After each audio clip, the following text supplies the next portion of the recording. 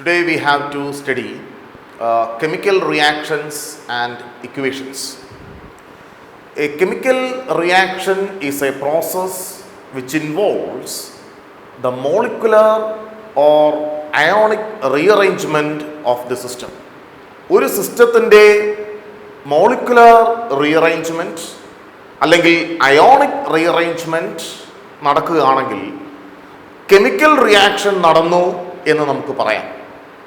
ഒരു chemical reaction നടക്കുന്നതിന് മുമ്പും നടന്നതിന് ശേഷവും ഉള്ള സബ്സ്റ്റൻസിൻ്റെ molecular formula, molecular arrangement different ആയിരിക്കും. നമുക്കൊരു എക്സാമ്പിളായിട്ട് മെഗ്നീഷ്യം ഓക്സിജനുമായിട്ട് റിയാക്ട് ചെയ്യുമ്പോൾ എന്തു പറ്റും എന്ന് നോക്കാം. നമ്മളൊരു പീസ് ഓഫ് മെഗ്നീഷ്യം എടുക്കുന്നു. മെഗ്നീഷ്യത്തെ using a spirit lamp or a burner we burn that piece of magnesium. Magnesium burns with a dazzling flame and a white powder is formed. Magnesium ഓക്സിജനുമായി react ചെയ്ത് മെഗ്നീഷ്യം ഓക്സൈഡ് ഫോം ചെയ്യുന്നു. ഈ white powder എന്ന് പറയുന്നത് magnesium ഓക്സൈഡാണ്. അപ്പോൾ ഈ ഒരു റിയാക്ഷന് മെഗ്നീഷ്യം ഓക്സിജനുമായി റിയാക്ട് ചെയ്ത് മെഗ്നീഷ്യം ഓക്സൈഡായി എന്ന് പറയുന്ന റിയാക്ഷനെ, ഞാനിപ്പോൾ ഇത്രയും സെന്റൻസ് ആയിട്ട് പറഞ്ഞ ഈ റിയാക്ഷനെ, magnesium reacts with oxygen to form magnesium oxide, നമുക്കെങ്ങനെ ഒരു ഇക്വേഷന്റെ ഫോമിൽ റെപ്രസെന്റ് ചെയ്യാം എന്ന് നോക്കാം. സിമ്പിളായിട്ട് നമുക്കിങ്ങനെ പറയാം, magnesium plus oxygen gives magnesium oxide.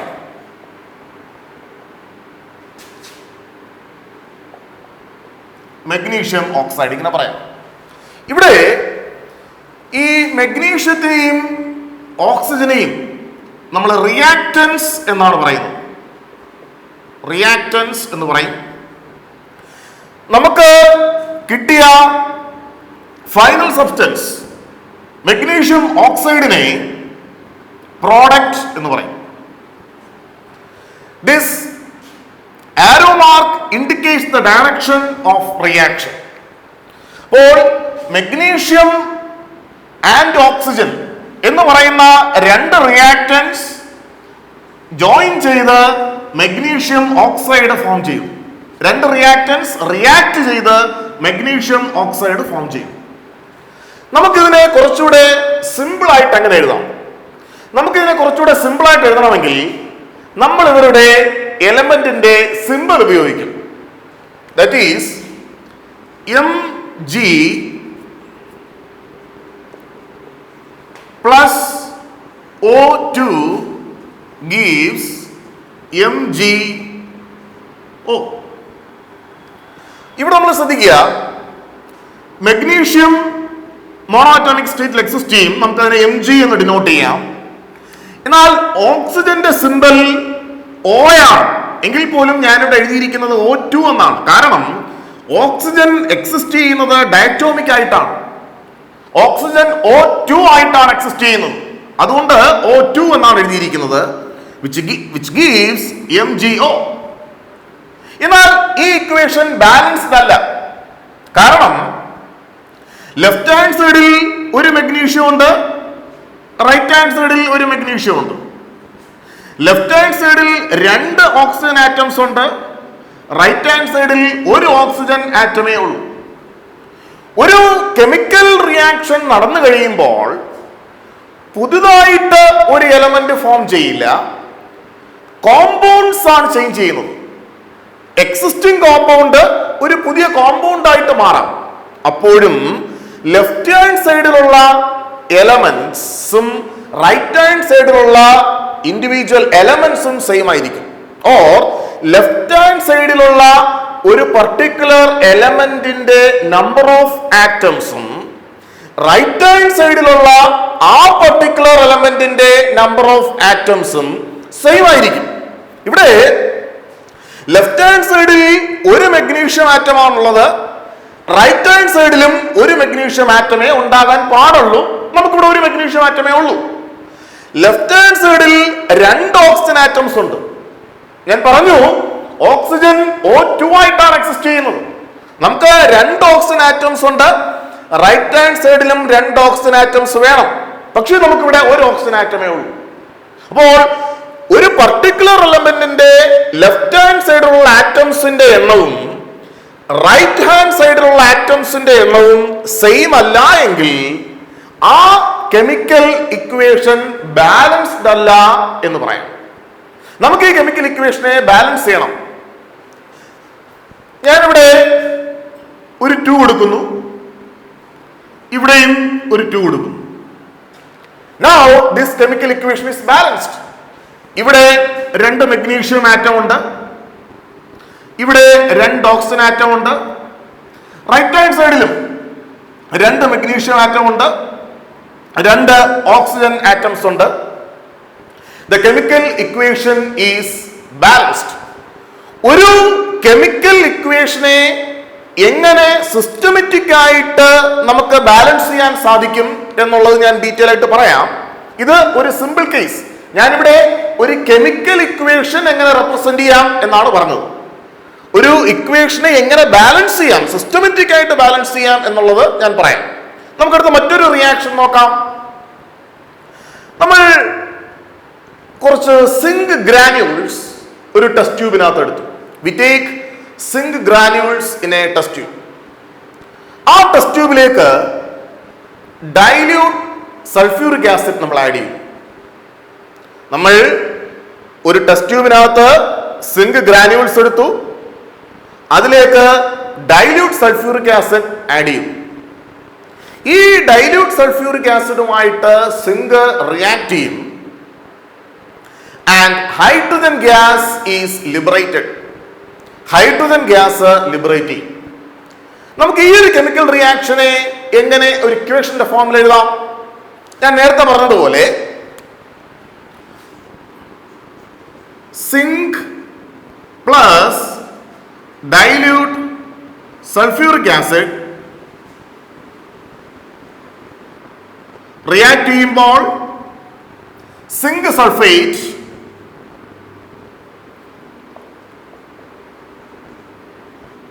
Sulphate plus hydrogen gas. ഇവിടെയും നേരത്തെ ചെയ്തതുപോലെ ഇതിലെ ഓരോ എലമെന്റിനെയും ഓരോ ടേമിനെയും നമുക്ക് കറസ്പോണ്ടിങ് സിമ്പിൾസ് കൊണ്ട് റെപ്രസെന്റ് ചെയ്യാം. സിങ്ക്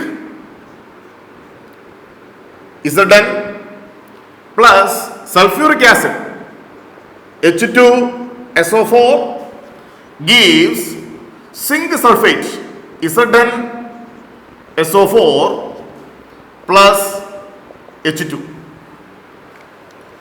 ഹൈഡ്രജൻ ഡയക്രോണിക് സ്റ്റേറ്റിലാണ് എക്സിസ്റ്റ് ചെയ്യുന്നത്. ഇവിടെ ഈ ഇക്വേഷൻ ബാലൻസ്ഡ് ആണോ എന്ന് നമുക്ക് ചെക്ക് ചെയ്യാം. ലെഫ്റ്റ് ഹാൻഡ് സൈഡിലെ ഓരോ എലമെന്റിലെയും നമ്പർ ഓഫ് ആറ്റംസും റൈറ്റ് ഹാൻഡ് സൈഡിലെ ഓരോ എലമെന്റിന്റെ നമ്പർ ഓഫ് ആറ്റംസും സെയിം ആയിരിക്കണം. അങ്ങനെയാണെങ്കിൽ ഇക്വേഷൻ ബാലൻസ്ഡ് ആണ് എന്ന് പറയാം. നമുക്കിവിടെ ലെഫ്റ്റ് ഹാൻഡ് സൈഡിൽ ഒരു സിങ്ക് ആറ്റം ഉണ്ട്, റൈറ്റ് ഹാൻഡ് സൈഡിലും ഒരു സിങ്ക് ആറ്റമാണുള്ളത്. നമുക്ക് ലെഫ്റ്റ് ഹാൻഡ് സൈഡിൽ 2 ഹൈഡ്രജൻ ആറ്റംസ് ഉണ്ട്, റൈറ്റ് ഹാൻഡ് സൈഡിലും 2 ഹൈഡ്രജൻ ആറ്റംസ് ആണുള്ളത്. നമുക്ക് ലെഫ്റ്റ് ഹാൻഡ് സൈഡിൽ ഒരു സൾഫർ ആറ്റം ഉണ്ട്, റൈറ്റ് ഹാൻഡ് സൈഡിലും ഒരു സൾഫർ ആറ്റം ആണുള്ളത്. നമുക്ക് ലെഫ്റ്റ് ഹാൻഡ് സൈഡിൽ 4 ഓക്സിജൻ ആറ്റംസ് ഉണ്ട്, റൈറ്റ് ഹാൻഡ് സൈഡിലും 4 ഓക്സിജൻ ആറ്റംസ് ആണുള്ളത്. Therefore, this chemical equation is balanced. ഈ കെമിക്കൽ ഇക്വേഷൻ നമ്മൾ റെപ്രസെന്റ് ചെയ്തപ്പോൾ തന്നെ എഴുതിയപ്പോൾ തന്നെ അത് ബാലൻസ്ഡ് ആണ്. അതുകൊണ്ട് ഇതിന് ഫർദർ മോഡിഫിക്കേഷന്റെ ആവശ്യമില്ല. ഓക്കെ, നമുക്കിനി എങ്ങനെ ഒരു കെമിക്കൽ ഇക്വേഷനെ സിസ്റ്റമാറ്റിക് ആയിട്ട് ബാലൻസ് ചെയ്യാം എന്ന് നോക്കാം. നമ്മൾ അയൺ സ്റ്റീമുമായിട്ട് റിയാക്ട് ചെയ്യുന്ന ഒരു കേസ് എടുക്കുന്നു. നമുക്ക് എങ്ങനെ എഴുതാം? അയൺ സ്റ്റീമുമായി റിയാക്ട് ചെയ്യുന്നു പ്ലസ് H2O ഗീവ്സ്. അയൺ സ്റ്റീമുമായി റിയാക്ട് ചെയ്യുമ്പോൾ നമുക്ക് അയൺ ഓക്സൈഡും Fe3O4 അയൺ ഓക്സൈഡും ഹൈഡ്രജൻ ഗ്യാസും കിട്ടും. അയൺ ഓക്സൈഡും ഹൈഡ്രജൻ ഗ്യാസും കിട്ടും. ഇവിടെ Fe3O4നെ നമ്മൾ അയൺ ഓക്സൈഡ് എന്ന് പറയും. അയൺ ഓക്സൈഡ് എന്ന് പറയും, അല്ലെങ്കിൽ ഫെറസോഫെറിക് ഓക്സൈഡ് എന്ന് പറയും. ഫെറസോഫെറിക് ഓക്സൈഡ് എന്ന് പറയും, അല്ലെങ്കിൽ മാഗ്നറ്റൈറ്റ് എന്ന് പറയും.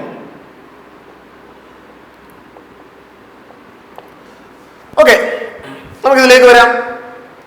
നമ്മൾ ഈ ഇക്വേഷൻ നോക്കുമ്പോൾ ലെഫ്റ്റ് ഹാൻഡ് സൈഡിൽ ഒരു അയൺ ആറ്റമേ ഉള്ളൂ, എന്നാൽ റൈറ്റ് ഹാൻഡ് സൈഡിൽ 3 അയൺ ആറ്റംസ് ഉണ്ട്. In left hand side we have 2 hydrogen atoms. In right hand side also we have 2 hydrogen atoms. So hydrogen is balanced. Individually hydrogen is balanced. In left hand side we have only 1 oxygen atom, whereas in the right hand side we have 4 oxygen atoms. അപ്പോൾ ഈ chemical equation balanced അല്ല. കാരണം left hand സൈഡിൽ ഒരു iron ആറ്റമേ ഉള്ളൂ, right hand സൈഡിൽ 3 iron atoms ഉണ്ട്. Left hand സൈഡിൽ ഒരു ഓക്സിജൻ ആറ്റമേ ഉള്ളൂ, റൈറ്റ് ഹാൻഡ് സൈഡിൽ 4 ഓക്സിജൻ ആറ്റംസ് ഉണ്ട്. ബാലൻസ്ഡ് അല്ല. നമുക്ക് ഇവരെ സിസ്റ്റമാറ്റിക് ആയിട്ട് ബാലൻസ് ചെയ്യാം. അതിന് ആദ്യത്തെ സ്റ്റെപ്പ് 1, ഈ റിയാക്ടൻസിനെയും പ്രോഡക്ട്സിനെയും നമ്മൾ ബോക്സിനുള്ളിൽ എഴുതും. Fe നമ്മൾ ബോക്സിനുള്ളിൽ എഴുതി, പ്ലസ് H2O ബോക്സിനുള്ളിൽ ഗീവ്സ് Fe3O4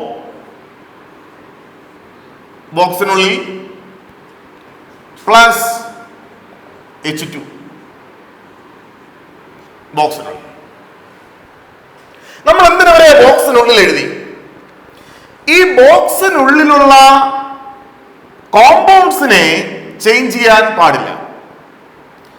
Fe നമുക്ക് Fe2O Fe3O ആക്കാൻ പാടില്ല. H2Oയെ H2O2 എന്നോ അല്ലെങ്കിൽ HO എന്നോ എഴുതാൻ പാടില്ല. Fe3O4നെ FeO4 എന്നോ Fe2O4 എന്നോ ചേഞ്ച് ചെയ്യാൻ പറ്റില്ല. ബോക്സിനകത്ത് കിടക്കുന്ന സാധനങ്ങളെ നമ്മൾ ചേഞ്ച് ചെയ്യരുത്. രണ്ടാമത് സ്റ്റെപ്പ് 2, രണ്ടാമത്തെ സ്റ്റെപ്പ്, ലെഫ്റ്റ് ഹാൻഡ് സൈഡിൽ ഓരോ എലമെന്റ്സും എത്ര എണ്ണം ഉണ്ടെന്ന് എഴുതുക, റൈറ്റ് ഹാൻഡ് സൈഡിൽ ഓരോ എലമെന്റ്സും എത്ര എണ്ണം ഉണ്ട് എന്ന് എഴുതുക. നമുക്ക് ആദ്യം എലമെന്റ്സ് ഏതൊക്കെയാണെന്ന് നമുക്ക് നോക്കാം. എലമെന്റ്സ്, നമുക്കിവിടെ എലമെന്റ്സ് ആയിട്ടുള്ളത് 1 അയൺ, 2 ഹൈഡ്രജൻ, 3 ഓക്സിജൻ, 3 പേരേ ഉള്ളൂ. ലെഫ്റ്റ് ഹാൻഡ് സൈഡിൽ ഇവരിൽ ഓരോന്നും എത്ര എണ്ണം ഉണ്ട്? LHS. റൈറ്റ് ഹാൻഡ് സൈഡിൽ ഇവർ ഓരോരുത്തരും എത്ര എണ്ണം ഉണ്ട്? RHS. ലെഫ്റ്റ് ഹാൻഡ് സൈഡിൽ ഒരു അയൺ ആറ്റമേ ഉള്ളൂ, 1. എന്നാൽ റൈറ്റ് ഹാൻഡ് സൈഡിൽ 3 അയൺ ആറ്റംസ് ഉണ്ട്. ലെഫ്റ്റ് ഹാൻഡ് സൈഡിൽ 2 ഹൈഡ്രജൻ ആറ്റംസ് ഉണ്ട്. റൈറ്റ് ഹാൻഡ് സൈഡിലും 2 ഹൈഡ്രജൻ ആറ്റംസ് ആണ് ഉള്ളത്. ലെഫ്റ്റ് ഹാൻഡ് സൈഡിൽ ഒരു ഓക്സിജൻ ആറ്റം ആണുള്ളത്. റൈറ്റ് ഹാൻഡ് സൈഡിലോ 4 ഓക്സിജൻ ആറ്റംസ് ഉണ്ട്. അപ്പോൾ ഇതാണ് രണ്ടാമത്തെ സ്റ്റെപ്പ്. ലെഫ്റ്റ് ഹാൻഡ് സൈഡിലും റൈറ്റ് ഹാൻഡ് സൈഡിലും ഓരോ എലമെന്റ്സിന്റെയും എത്ര ആറ്റംസ് വീതമുണ്ട് എന്ന് എഴുതുക. അതാണ് രണ്ടാമത്തെ സ്റ്റെപ്പ്. മൂന്നാമത്തെ സ്റ്റെപ്പ്, സ്റ്റെപ്പ് 3,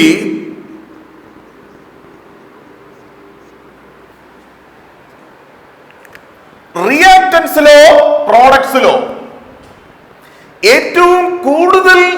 ആറ്റംസ് ഉള്ളത് ഏത് കോമ്പൗണ്ടിനാണ് എന്ന് നോക്കുക. റിയാക്ടൻസ് വേണമെങ്കിൽ നമുക്ക് എടുക്കാം, പ്രോഡക്ട്സ് വേണമെങ്കിലും എടുക്കാം.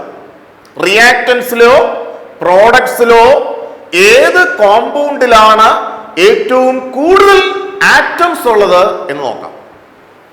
ഇവിടെ അയൺ ഒരു ആറ്റമേ ഉള്ളൂ. H2O നമുക്കിവിടെ 3 ആറ്റംസ് ഉണ്ട്. 2 ഹൈഡ്രജൻ ആറ്റവും 1 ഓക്സിജൻ ആറ്റവും. We have 3 atoms. 2 hydrogen 1 oxygen.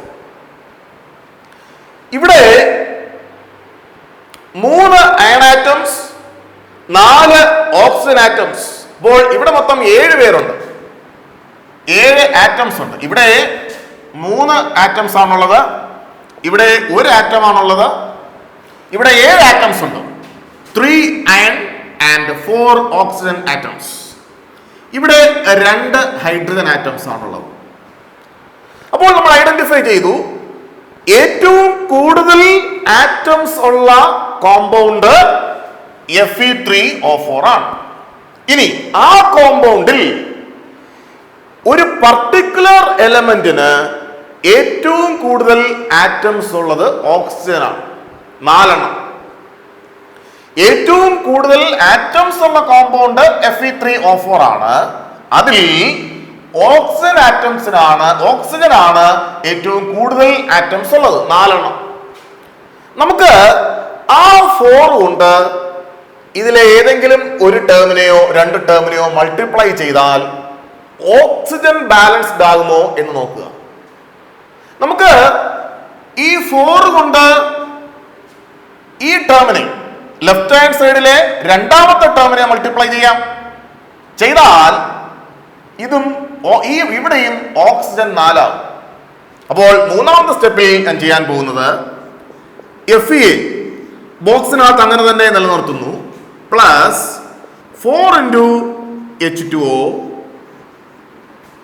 gives Fe3O4 plus H2.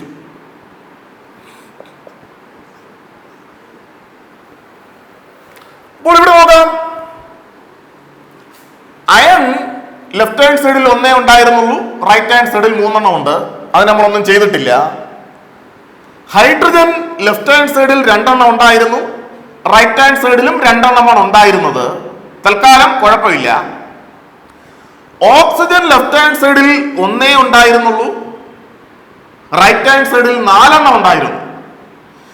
ഇവിടെ ഈ 4 കൊണ്ട് മൾട്ടിപ്ലൈ ചെയ്തപ്പോൾ ലെഫ്റ്റ് ഹാൻഡ് സൈഡിൽ 4 ഓക്സിജനായി, റൈറ്റ് ഹാൻഡ് സൈഡിലും 4 ഓക്സിജനായി.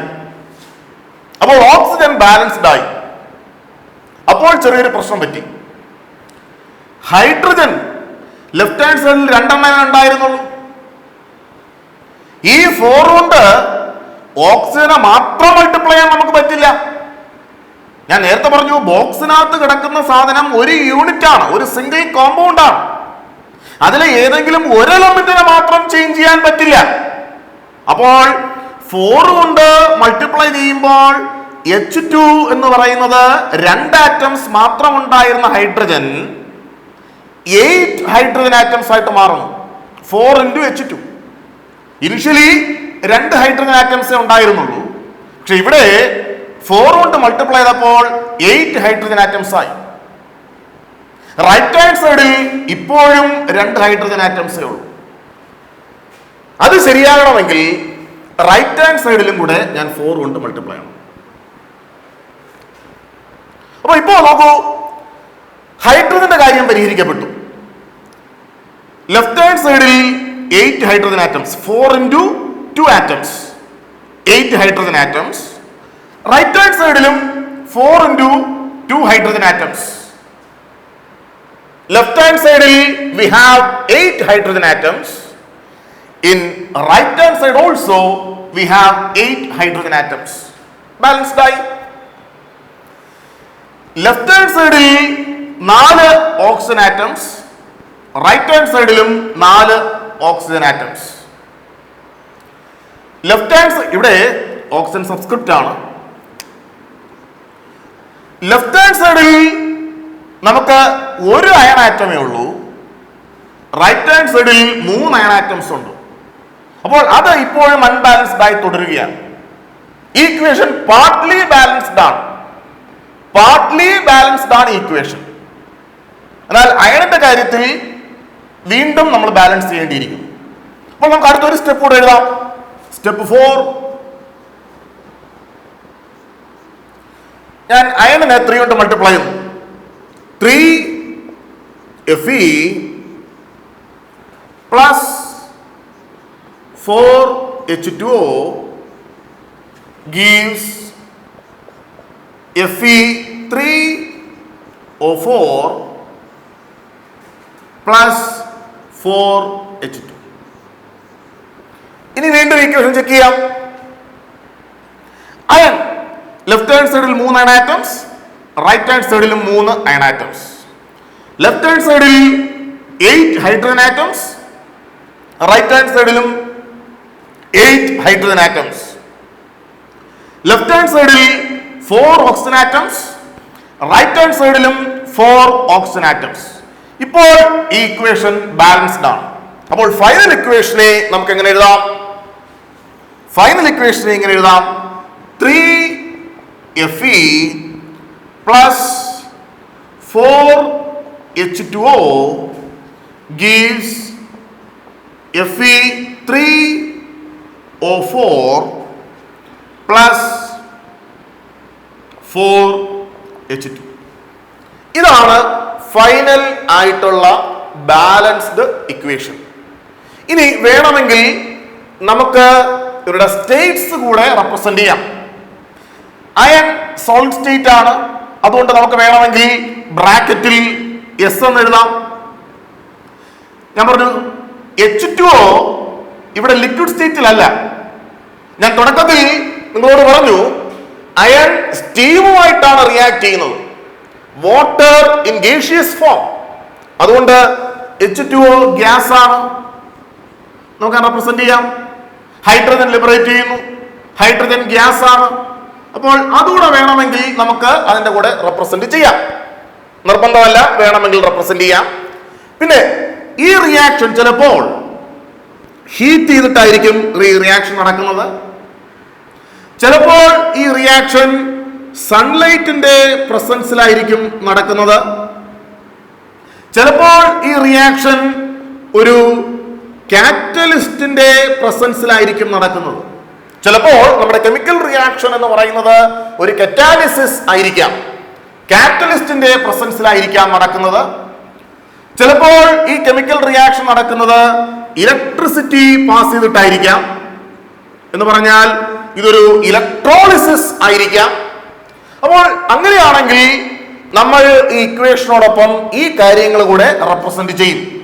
ഇവിടെ അയണിന്റെ ഇവിടെ ബ്രാക്കറ്റിൽ സോളിഡ് ആണ്, ഹൈഡ്രജന്റെ ബ്രാക്കറ്റിൽ ഗ്യാസ് ആണ്. പിന്നെ ഈ ആരോ മാർക്കിന്റെ താഴെയോ മേളിലോ ആയിട്ട് ഹീറ്റ് ചെയ്തപ്പോഴാണ് റിയാക്ഷൻ നടന്നത്, സൺലൈറ്റിന്റെ പ്രസൻസിലാണ് റിയാക്ഷൻ നടന്നത്, കാറ്റലിസ്റ്റിന്റെ പ്രസൻസിലാണ് റിയാക്ഷൻ നടന്നത്, ഇലക്ട്രിസിറ്റിയുടെ പ്രസൻസിൽ ഇലക്ട്രിസിറ്റി പാസ് ചെയ്തപ്പോഴാണ് റിയാക്ഷൻ നടന്നത്. അങ്ങനെയുള്ള കാര്യങ്ങളോടെ നമ്മൾ റെപ്രസെന്റ് ചെയ്യാറുണ്ട്. അപ്പോൾ ഇങ്ങനെയാണ് ഒരു കെമിക്കൽ ഇക്വേഷനെ നമ്മൾ സിസ്റ്റമാറ്റിക് ആയിട്ട് ബാലൻസ് ചെയ്യുന്നത്.